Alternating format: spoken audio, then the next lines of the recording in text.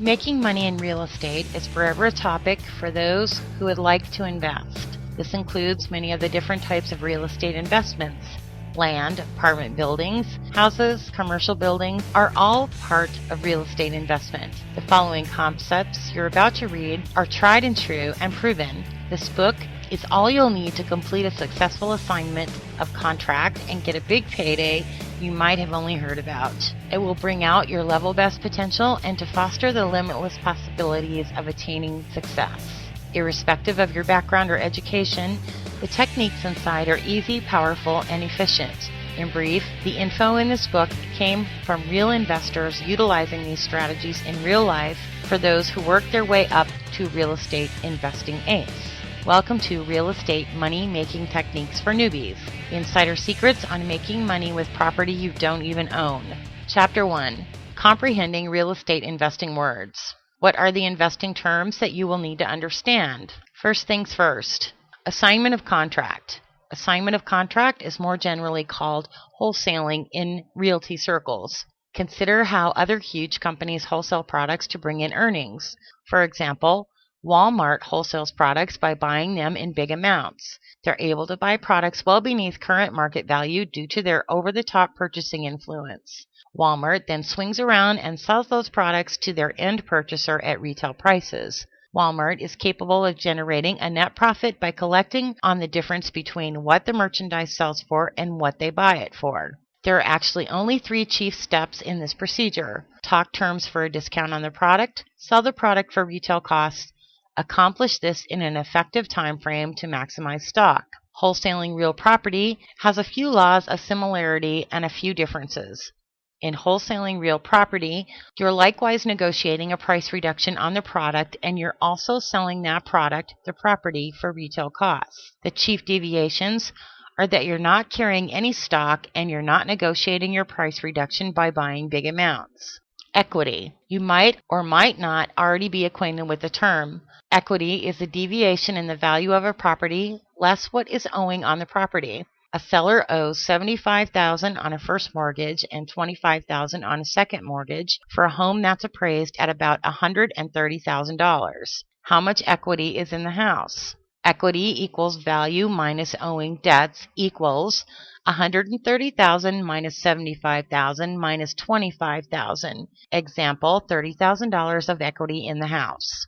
How is equity amassed? For anybody who owns a house, they might commonly amass equity in any of the accompanying ways. Down payment, paying down their mortgage over time, property value goes up, home betterments or repairs. Why does equity count? It's exceedingly uncommon for property to sell for significantly more than the market price. Real property has a largely standardized worth within its local market any place around the world. If the house next door to you sells for $100,000, it's exceedingly improbable for that house to sell for $200,000 without any alterations in the market or the property itself. There is a measure of originative ways to get paid big amounts of money in real property. All the same, they all center on this easy and most importantly fundamental precept. You negotiate for equity and then you sell your equity. Alternately, in some other originative investment strategies, you negotiate a low monthly payment and then sell your monthly payment for market price. So what precisely is wholesaling real property? Wholesaling real property is talking terms about a discount on a piece of property with an escapable contract and then at the same time selling that piece of property for closer to market price to another investor. As you're at the same time selling the property, it's ultimately the end purchaser who will furnish the needed capital and credit required to close the deal. Moreover, as the contract is escapable, you are able to withdraw from your purchase contract if you can't locate a qualified end purchaser who will buy your equity. You'll only be buying a property that you've already sold for net profit. Chapter 2. Keep your expectations in check.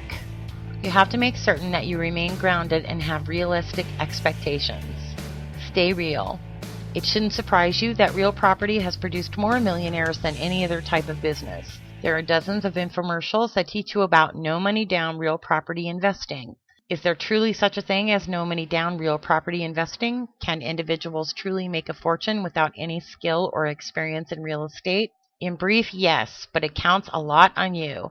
I mean, how may I really frankly make a promise about you without knowing your skill set, drive, and aspiration? What I'll show you is the strategies shown to work to produce a high income living. What you do with those strategies is your option. Believe it or not, this material is what most individuals learn in other gurus' $5,000 beginner real estate investing seminars. So can a bucket load of money be made in real property? The fact is, if you're willing to work it, yeah, it may be done. Where the haywire thinking comes in is when individuals think it's a get-rich-quick strategy. Truly, a lot of revenue can be made fast, but it takes intelligently directed moves utilizing tested strategies. I'd be lying if I stated it didn't take work. No money down real property investing is more of a get-rich fairly slowly type of theme. It may work fast if you apply the correct strategies and techniques. You're likewise going to need to maximize your efficiency to accomplish it in a short time period, but it isn't inconceivable. If you believe you're going to do very little and make a fortune with no work, this isn't for you. I just don't prefer to leave you with hollow expectations of what may actually be done in real life. If you project to do nothing to get loaded, I'd advocate the lottery. Otherwise, acquire repeatable systems that may be automated over time to yield consistent earnings that make you a good living. All the same, having said that, there's a way it may be done, and the great news is that I'm going to show you how.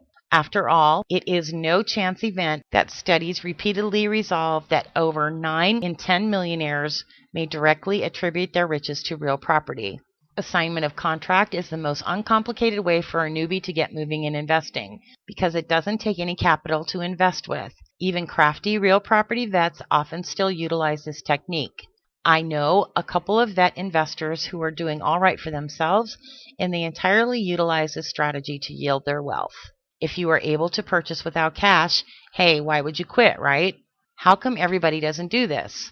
Because so many gurus have allowed for false promises and testimonials. You need real expectations of what is called for on your part in the real world. The strategies truly work if you're diligent in your efforts. Let's consider question number 1 that I always hear. After individuals see the logic behind the strategies, they inescapably inquire, why doesn't everybody do this then? If you're like most individuals, you're going to believe the same thing at some point if you haven't already. Most individuals doubt themselves and are too afraid to try. They'll even tell you that it won't work for you. Many individuals even mentally block out themselves from bringing in big amounts of money as they see themselves as poor in their minds, and consequently, they have a hard time acting out actions that lead to big sums of wealth.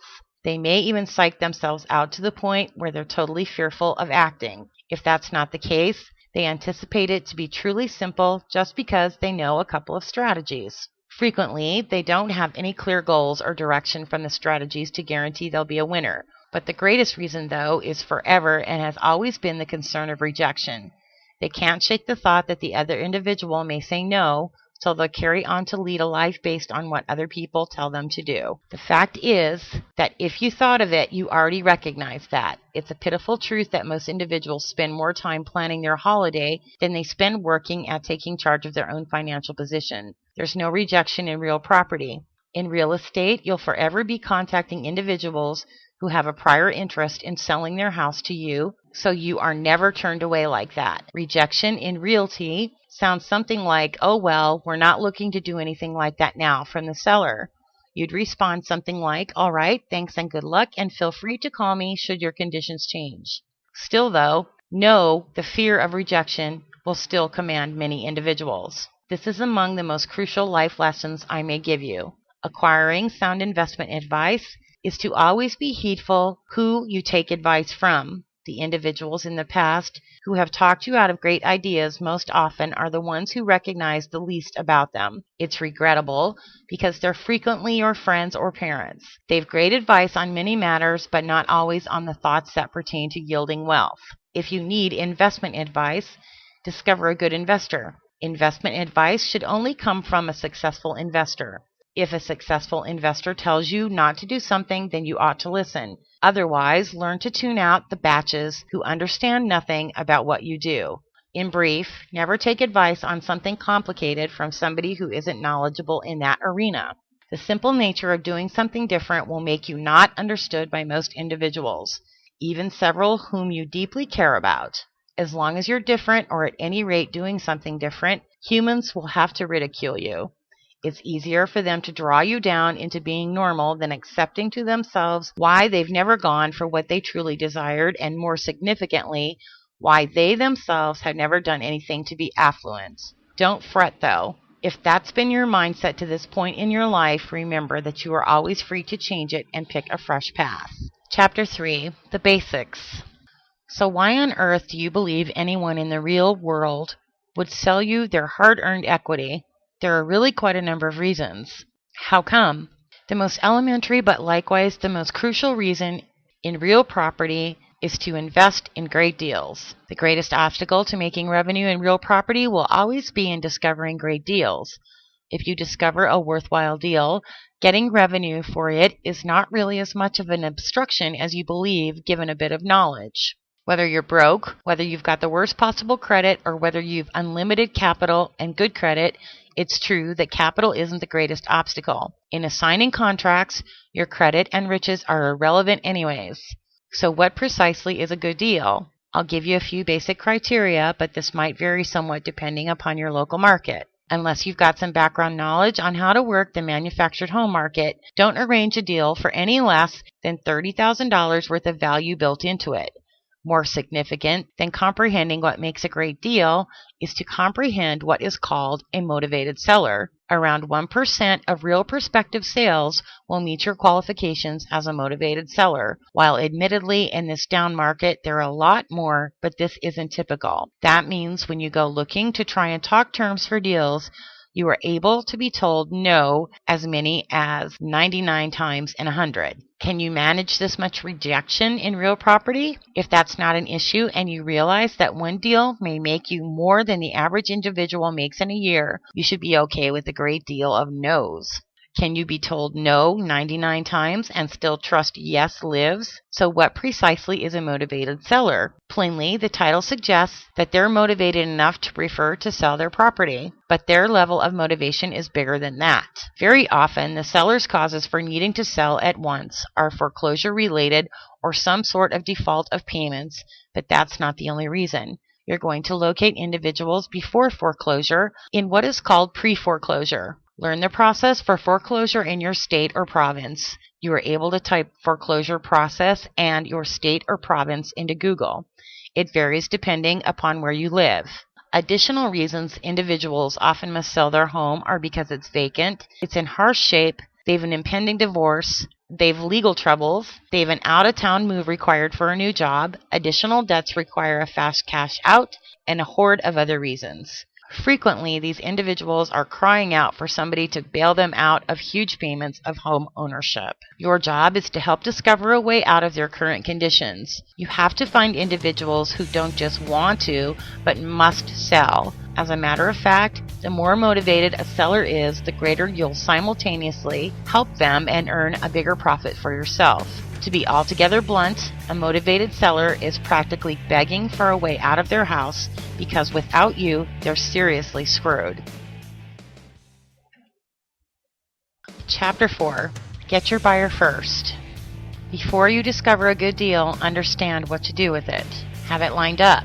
While you probably don't see how this all goes together just yet, in order to allot a contract, you'll require an investor already queued up. Stay with this and you'll discover how it all pieces together just fine. Bearing investors at your fingertips means some upfront work is called for. If you get the deal first, then seek the investor later. Risks are that it will be too late. Begin looking at once. Pick your own brain to discover what else you are able to do to come up with them. There's always more means than just what's shown here. If you muster up your own originative way before anybody else does, then you'll have no rivalry and get a huge leg up on everybody else, so don't block off your brain just yet. Here are some ideas on how to get them. A good way to begin getting investors now so that you'll know what to do with your property is to advertise that you've a home for sale that's a must-sell, listed $50,000 under market price, or good deal for investors, tens of thousands in earnings. In the detail part of your ad, admit that you're considering only cash offers without any conditions. Individuals will contact you like mad.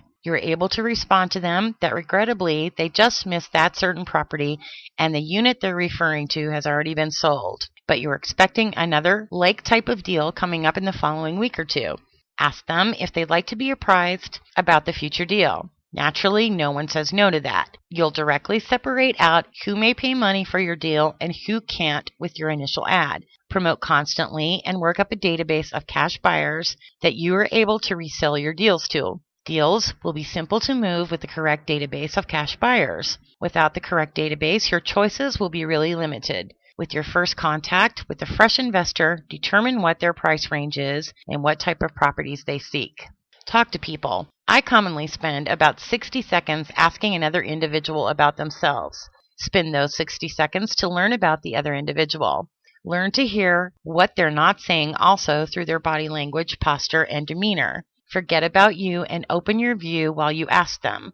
Spend a moment just being authentically interested in someone else. Include with your line of inquiry, so what do you do? Finally, they'll reciprocate the question to which you reply, that's funny, you should ask, and tell them your story. By doing this strategy, you'll really get the individual to find out about your business on their own terms, or so they think. You'll keep the other individual talking, but you'll be the one leading the conversation through your open-ended questions. Talk to real estate brokers. I'm not just discussing one or two. If you talk to one or two individuals, then you're just not serious about bringing in a high net income. You should call a few hundred realtors to discover which investors they're working with. Tell them you've a private sale markdown thousands under market price that must move fast. You'll gladly pay them $1,000 as a referral fee plus their charge if they can find you an all hard cash buyer without having to hit the MLS. Leave your contact information. When the realtors call back, utilize the same technique. Tell them that the deal has already been sold, but you'd like to work with them on later deals. Again, you're anticipating another one in approximately 1 to 2 weeks. As with life, most individuals don't equally pull their weight. Many agents won't help you as a whole, and a couple of good ones will more than compensate for what the others don't do. Every 10 agents you call, one will do more for you than the other 9 mixed. It's crucial to understand that these are not the only formulas possible to build up a buyer's list. Don't be afraid to be truthful with your investors and merely tell them that you don't have the deal, but you'd like to work with them on something in the near future that fits their specs. Chapter 5. Finding the seller. Being a pro deal finder is no simple business, but it's not the most grueling thing you'll ever do either.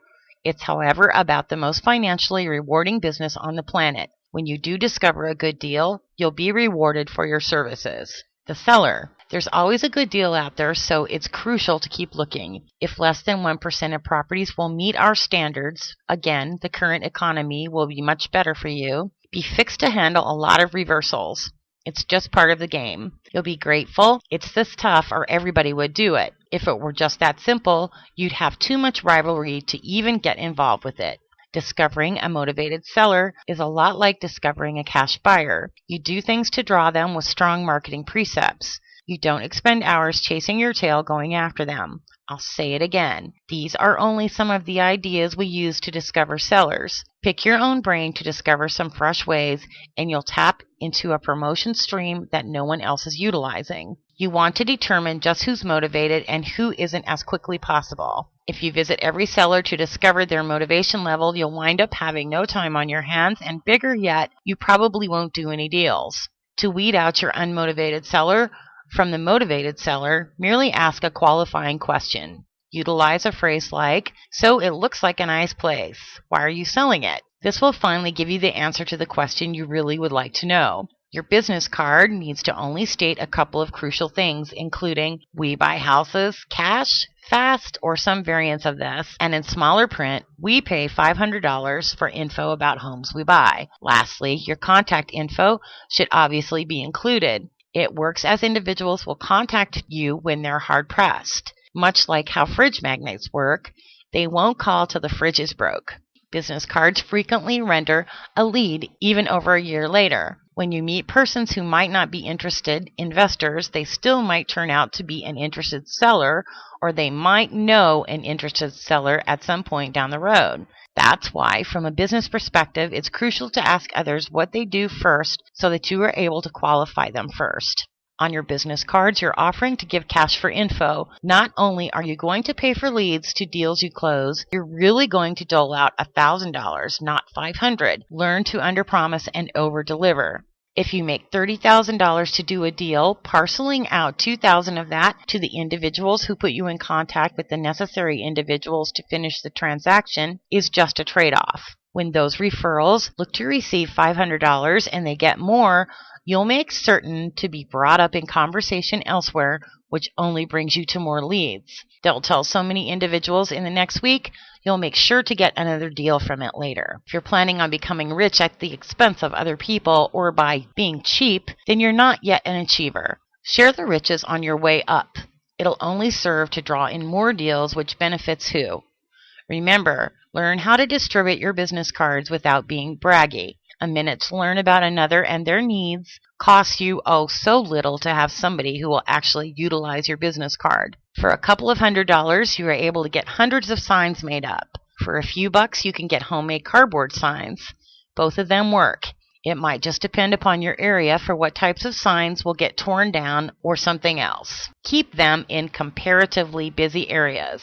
Expect to have a few pulled down. It's always about numbers instead of the individual result of one. Your signs should carry simple info just like your business cards. All you'll need is a simple "We buy houses cash, fast," or rather a variation of that, and your contact number and email. Even better and cheaper, tape Bristol board signs to poles at big intersections. You'll only need your slogan and your number. Make certain you get only the most motivated of sellers. Seek motivation words like must sell or reduced, but it's not the only requirement. If you spend about 5 to 10 hours per week calling for sale by owner listings, you'll generate dozens of motivated sellers weekly. It works, and so few investors utilize it. Merely call and ask the seller for more info on the property. When he or she finishes, ask him why he or she is selling the property. You'd be surprised how many individuals will still fear and avoid doing this absolutely free income generating activity. You are able to find a wealth of individuals that are looking to find you and could truly use your help by calling for sale by owner ads. If you are able to only use one technique, call FSBO ads. Give them a short time period to tell you about the home and then ask them why they're selling their home. Include something targeted like, "Are you going to be foreclosed on soon if you don't get something done fast?" Chapter 6. What to do with the seller. If you've now discovered a motivated seller, or what you believe to be one, how can you tell if you've really got one? Use an easy question to determine their level of motivation. I choose to use, "It looks like a nice place, why are you selling it?" Or, "And what are you going to do if it doesn't sell promptly?" Some individuals will state they'll wait till they get the correct offer, or they just won't sell. It's well within their right to do so, but their motivation level isn't elevated enough for you to profit. Those calls will be from the unmotivated sellers. At that point, I tell them I know a good real estate broker and recommend somebody who's helped me find or sell deals in the past. Not only do agents get repaid for bringing deals with referral fees and listings, but likewise, I get them additional sales. It's a good way to mutually benefit one another.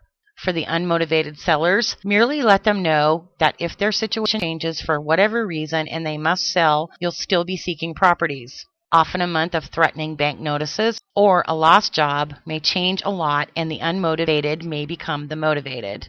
When your motivated seller says something like, "I'm screwed if I don't sell," in not so many words, you've discovered what you're seeking. Ask them how long they'd need for a closing date if you were to purchase from them.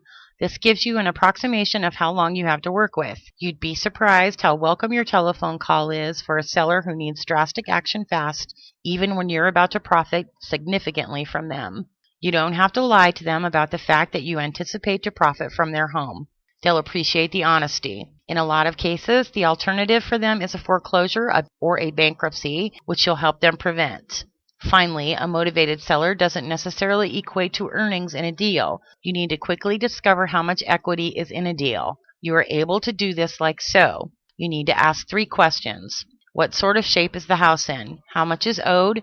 What's the lowest amount they'll sell for? Get the info on the house as best you can get it. You'll need the home details likewise, but the qualifying questions will help you truly determine quickly whether or not you're going to profit from the deal. Kindly remind them that if you're going to help them, you need the truth about their circumstances. As somebody who has been foreclosed on, I remind them that there's nothing to be humiliated about.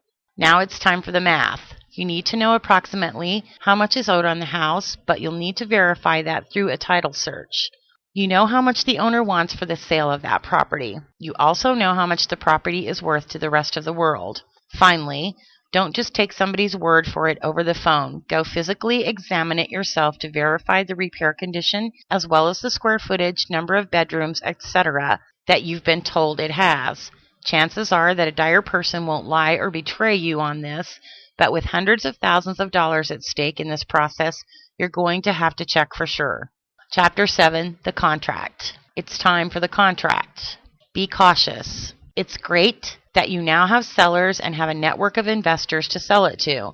At this point, however, if you can't go through with the deal, you simply tell another investor about the deal. At best, you will be able to expect a small referral fee. In negotiating, you always want the other individual to name their terms first. As a matter of fact, most successful negotiating simply results in meeting the other person's terms. You would be surprised how simple this stuff works. Say you had a motivated seller who had a property valued approximately $100,000. If you came in slickly, offered $90,000 for it, they often feel like you're offering what is best for you and may feel taken by you. This isn't a win-win situation. If you ask that same individual how much they want, they may tell you $75,000 after some calculation. When you write a check for the full $75,000, they actually feel more fulfilled even though they're getting $15,000 less. Occasionally, it will be a lot less than you needed to pay for it, and you'll make big returns while leaving the other individual happy too. Besides, the really motivated sellers will almost always respond with "just give me what I owe" when you negotiate a buy price. If they say anything other than that, ask the seller, is that truly the best that you can do? If the seller needs $75,000, offer them their amount plus enough to have first and last to move into a new rental property. This should be something like $77,000 to $79,000 instead. You'll make a lot more friends this way than price haggling will ever get you. Let them tell you the deal and then merely fulfill that where it's a match for you too. It's time to negotiate the buy. You'll make what is known as a voidable contract. Literally, it's a contract you are able to begin now and back away from later without it costing you anything. Something magical comes in when you get your offer accepted. Lawfully, the seller can accept any other purchase offer as long as yours is in place. You'll control the property without really owning it yet. All you'll need to complete this is a standard real estate purchase contract in your state or province with a few key clauses added. You're only going through with your deal if the investor goes through with theirs. At this point, you may realize that any and all risks perceived in this type of real property are imagined. You're only buying something that's already sold to someone else. The only thing you are able to lose is any money you've put into advertising, and if you've used free classified sites, you didn't even lose that. You can't possibly get stuck with the full purchase price of a home you can't afford because you're going to void your contract before that happens. Check with your own state on how to draw up the contract and record it. Chapter 8. Time to cash in. Time to get paid. The money. Legally, the only place you own this property is in the law office or a title company. This will be what is called a double close.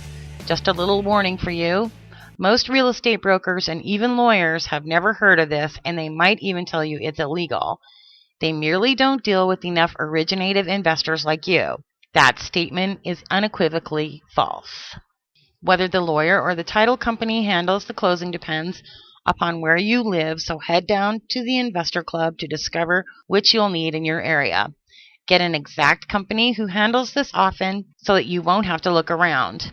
When you close, you get paid, and as people get to know you, you are able to ask for your assignment before the property even closes, depending upon just how large it is. Don't forget to pay your referrals like you said you would. Even if your deal only brought forth $5,000, giving up $2,000 will bring you at least twice the number of deals with this maneuver. Don't be cheap. Share the riches on your way up, and it'll only serve to draw in more to you. Do this with integrity at every step. Meet your seller's needs, your investor's needs, your referrals needs, and your needs will be more than satisfied. Even greater still, you didn't need to prove you had credit or any more capital than $10. You're more than just a referral man too, because you really negotiated your own deal. You get paid for your power to negotiate. You're creating a win-win. Your seller will profit by not having their credit ruined. Your investor will profit by generating a profit. They will benefit by, in most cases, avoiding a foreclosure, and you get paid also. Wrapping up, real estate gurus make their riches off of the 1 in 100 deals sometimes. These type of deals often make more for investors than most individuals earn in a year or even a whole lifetime for larger commercial properties. You are able to do this as often as a few times per month if you're willing to work at using proven techniques and strong marketing principles.